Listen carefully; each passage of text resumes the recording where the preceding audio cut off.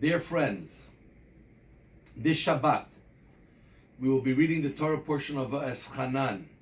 We have just come from the fast day of the 9th of Av, the destruction of both temples that are commemorated, that we mourn for. And now we read V'etchanan. And in V'etchanan we read about the Ten Commandments.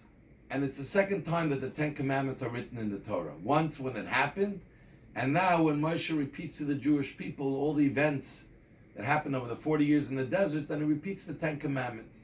But there are two changes that he makes within the Ten Commandments. And not that he made changes that didn't exist, but actually these were spoken by God with both of these changes in them as well. But in the Torah it's written in two different places. And one of the changes is when it talks about Shabbat. Shabbat's such a central part of Jewish life, and it tells us, keep Shabbat, 6 days a week you shall work, and they say the 7th day Shabbat you shall rest. Why? So in the first time it tells us the Ten Commandments, it says because God created the world in 6 days, and the 7th day he rested. In this week's Torah portion it says, so you see that you should remember that God took you out of Egypt and freed you from slavery, and therefore he asked you to give him a day to remember him. Why do we have two different reasons for Shabbat? Why are they broken down in this way? And perhaps there's a very important message about Shabbat. Shabbat is so central to Jewish life.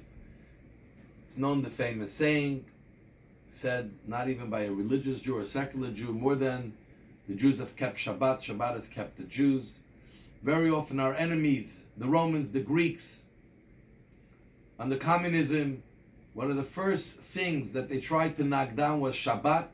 The day of Shabbat, they saw something about Shabbat and its connection to the Jewish people, different and more significant than all other commandments.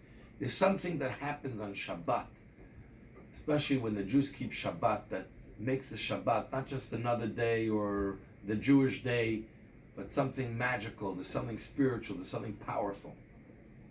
And we're actually told that when a Jew keeps Shabbat, we are acting as witnesses to the world that God exists.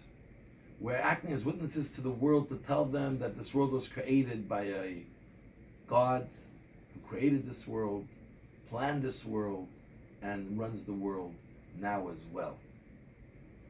So just by keeping Shabbat, we make the greatest statement as a partner with God in this world, proclaiming it's God's world. And in there are two levels. One level is the Shabbat of creation. God created the world, he rested, we mimic that because the world was created by God. The world started off with God.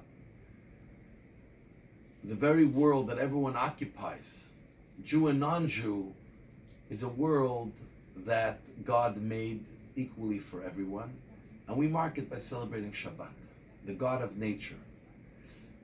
But then there's another aspect of Shabbat, and that is the uniqueness of Shabbat just for the Jewish people.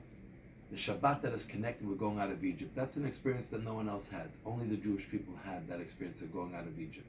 The ability to grow exponentially, to break through every glass ceiling that we can imagine in our lives, as individuals or as a people, to connect to the source God way beyond we can ever comprehend or logically connect to, but a commitment that's total and to the core of our being, even when it doesn't make sense, even when we can't explain why and how. That's a unique connection to God that is given to the Jewish people. And we can choose, do we just want to have a Shabbat that reminds us there's a God in this world, that the Jews are another nation in this world? Or do we want to celebrate Shabbat to remember that we were handpicked and chosen by God to be his partner in making this world come to its fruition, in making this world be the success that he wanted it to be, making this world being the godly, moral, spiritual oasis and home for God.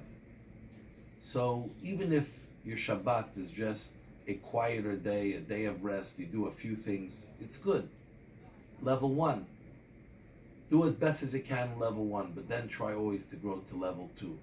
Take Shabbat to an entirely new level, an entirely new experience, which invigorates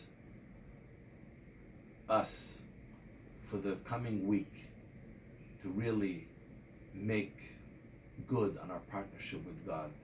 And ultimately, as we're coming from the destruction of the 2 temples, to rebuild the 3rd temple with the Mashiach very quickly in our days. So may God bless you all. We love you all. Shabbat candlelighting time in Montreal is 8:04 p.m. And this is in our inspiration series number 106.